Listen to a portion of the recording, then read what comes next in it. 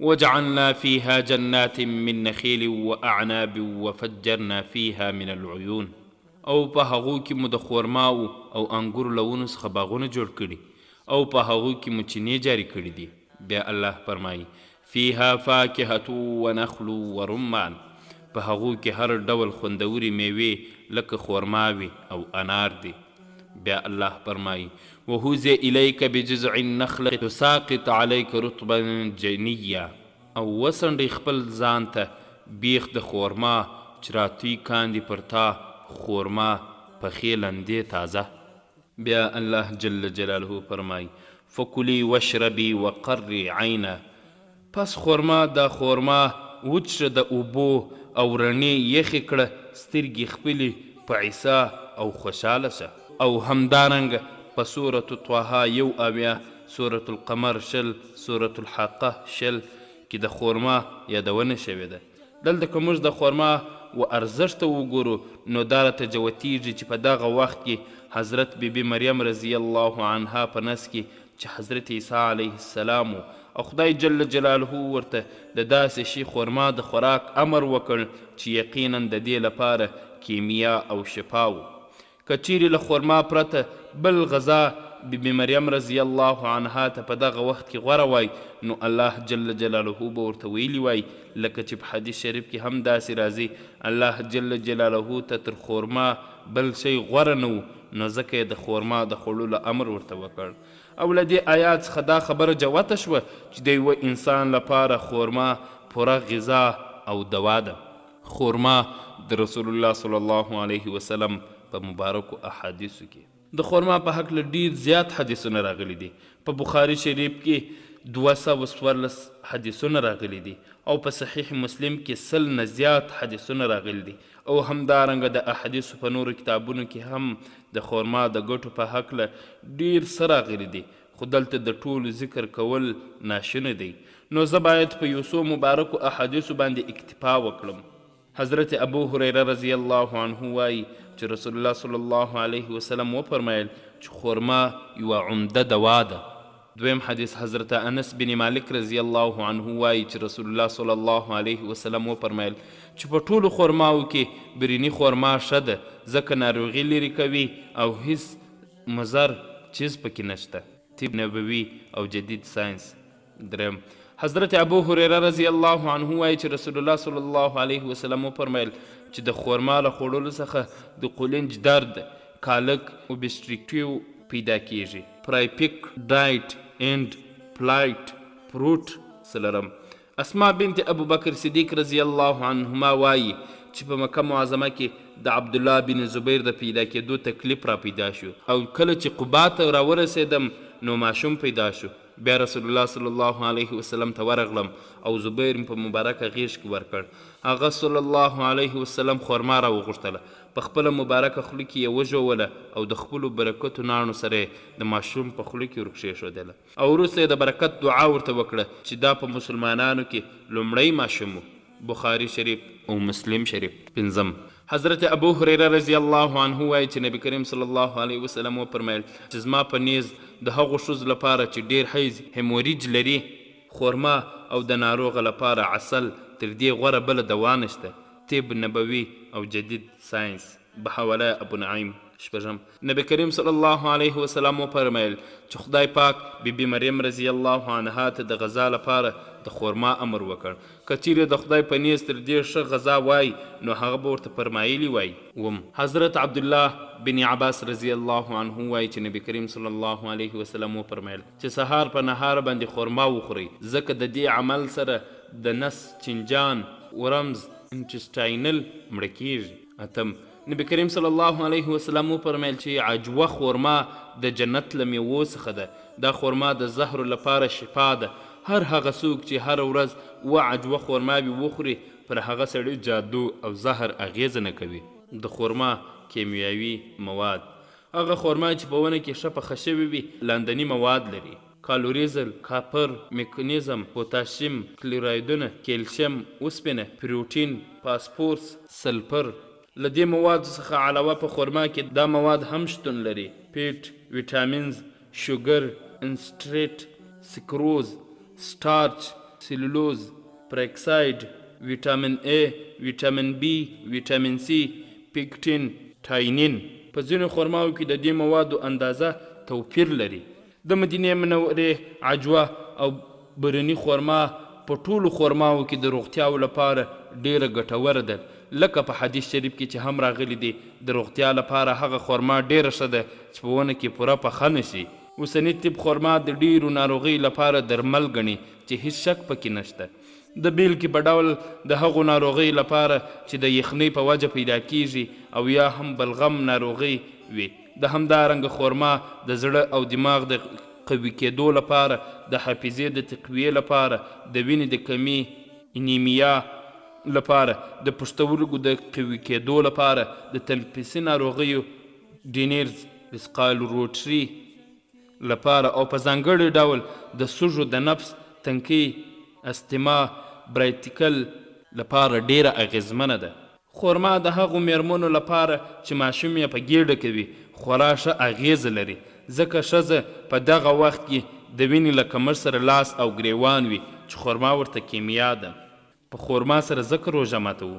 که چیرې موږ د خرما کیمیاوي تجزیې ته راشو نو دا به راته معلومه شي چې په خرما کې معدني مواد، پروتینونه، ګلوکوز، اوسپنه، ویټامینونه او داسې نور ډیر مواد شتون لري چې انسان دې شیانو ته ډیره اړتیا لري. د پورتنیو موادو په درلودو سره ویلی شو چې خرما یوه مکمله غذا ده. کله چې موږ په خرما روژه ماتوو د خرما خواږه د خولې له مخاطي غشا، میبرین میوکس لخوا جذب او په ګلوکوزو سره بدلیږي چې په پای کې د بدن ټوله ضایع شوي انرژي په خپل حالت کې راولي. بل لور ته د خرما معدې تیزاب HCl هایدروکلوک اسید کنټرولوي او معده نه پرېږدي چې بخار وکړي.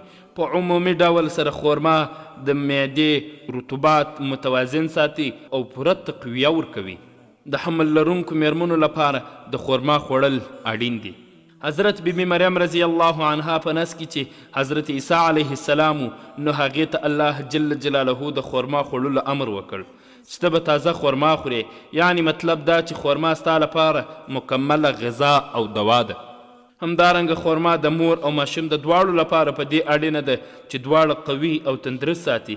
که چیرې مور او ماشوم کمزور وي نو د حمل د سقوط اپریشن خطره رامنځته کیږي. خو د خرما په خوړلو سره دا هر څه له منځه ځي. د المان هیواد د برلین پوهنتون د فارماکولوژیسټ ډاکټر پر خرما باندې د ډیرو څېړنو وروسته دې پایلې ته ورسېدل چې که چیرې حامله میرمن هره ورځ خرما وخوري اغیز به یې ډیرې مثبتې وي او دا اغیز به یې پر ټول بدن باندې غوړیږي. دغه راز خرما خوړل حمل لرونکو میرمنو ته پوره توان ورکوي، ماشوم یې قوي کوي. خلاصه دا چې د حمل پر وخت یې د ټولو ناخوالو درمل دی او د ماشوم د پیدایښت پر مهال به هیڅ تکلیف ونه لري. ساینس اینډ ورلډ د حمل لرونکي میرمنې لپاره خرما په دې اړینه ده چې اوسپنه لري او دغه میرمنو ته ډاکټران په عمومي ډول سره پیپولویټ او یا هم فولک اسید او نور درمل ورکوي. دا ځکه چې په دې درملو کې اوسپنه او نور ویټامینونه شتون لري چې خرما له دې ټولو مصنوعي درملونو نه غوره ده. دا ځکه چې په خرما کې له دې درملو نه ډیر شیان شتون لري. او بله دا چې دا طبیعي خبره ده چې ګټه یې ډیره او تاوان یې هیڅ نشته. یعنی اکثر مصنوعي درمل د انسان په بدن کې یوه ناروغي ښه کوي او په غبرګون کې څو نورې ناروغۍ رامنځته کوي. د یوې میرمنې درملنه په خرما سره. یوه میرمن چې د ماشوم پیدا کېدو پر مهال د تل لپاره په تکلیف او پریشانیو کې ډوبه، روغتیا پالانو ورته د حمل په موده کې د خرما خوړلو توصیه وکړه او میرمنې هم دغه نسخه وخوړله. پایله یې دا شوه د ماشوم پیدا کېدو پر مهال یې هیڅ تکلیف او کړاو ونه لید او هوډ یې وکړ چې د تل لپاره به د حمل په دوران کې خرما استعمالوي او نورو خویندو ته به هم دا توصیه کوي چې د حمل په جریان کې خرما وخوري. که چیرې یوه میرمن د رحم له کمزورۍ سره لاس او ګریوان وي نو دغه میرمنې ته چې خرما ډیره ګټوره او شفا لرونکې ده، ځکه د خرما خوړل د هر ډول ناروغۍ لپاره کیمیا ده. د روژې د ځانګړې خپرونې مینوالو، خپرونه ادامه لري خو له لنډې دمې وروسته. اوس مومنانو مرتبه مولا اوچتوي، شکلی رحمتونه در روژې له برکت وي پوسی مومنانو مرتبه مولا اوچت وي شکلی رحمتونه در روژې له برکت وي پوسی مومنانو مرتبه مولا اوچت وي خدای ته ډېر علی د روژه چې د خولې عطرینه وي خدای ته ډېر علی د روژه چې د خولې عطرینه وي څومره ښه ګڼي بله نور له عبادت وي پوسی مومنانو مرتبه مولا اوچت وي شکلی رحمتونه در روژې له برکت وي پوسی مومنانو مرتبه مولا اوچت وي ښه برکتونه پیش لمی او روژ جماعت لري ښه برکتونه پیش لمی او روژ جماعت لري سنت تراوی ادا کول صدقت وی پوسی مومنانو مرتبه مولا اوچت وی شکلی رحمتونه در روژې له برکت وی پوسی مومنانو مرتبه مولا اوچت وی شکلی رحمتونه در روژې له برکت وی پوسی مومنانو مرتبه مولا اوچت وي راسدا روژه په عاجزۍ او ژړاول منځو راسدا روژه په عاجزۍ او ژړاول منځو زړونه به مو پاک له ګناهونو او ذلت وي پوسی مومنانو مرتبه مولا اوچت وي شکلی رحمتونه در روژې له برکت وي پوسی مومنانو مرتبه مولا اوچت وي رب خیر مو مل کړه د روژې په دې پیزونو کې رب خیر مو مل کړه د روژې په دې پیزونو کې زما موسی وحدت رجو برابر د روژې د ځانګړې خپرونې مینوالو بیا مې هم سلامونه او نیکې هیلې احترامات ومنئ راځو د سوالو او ځوابو برخې ته سوال آیا په ناڼو تیرولو سره روژه مکروه کیږي جواب د روژې په حالت کې ناڼې په خوله کې ډیرول او بیا تیرول دا مکروه کار دی که څه هم روژه نه په ماتیږي فتاوا هندیه لومړی جلد 191 صفحه پوسی مومنانو مرتبه مولا اوچت وي شکلی رحمتونه در روژې له برکت سوال آیا په روژه کې د یو شي سکل او ژوول روژې ته تاوان رسوي جواب بې له عذره د یو شي سکل او یا ژوول روژه مکروه کوي شامي بیروت 3 جلد 352 صفحه سوال که په روژه کې د کتغ مالګه وڅکم روژه مې څنګه ده جواب که چیرې یوه ښځه د کور د خوراک سکه ګوري او مالګه یې ګوري دا روژه نه ماتوي تر څو تیره نه شي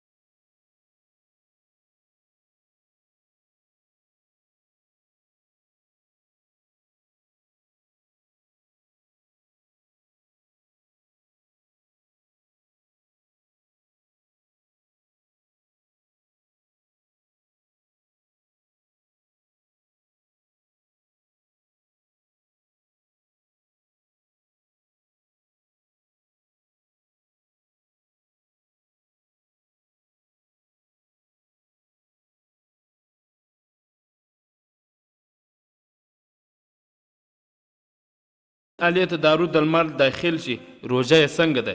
جواب: که د نر تناسلي آلیې ته دارو دلمل داخل شي په دې سره روژه نه ماتیږي. فتاوا هندیه لومړی جلد 100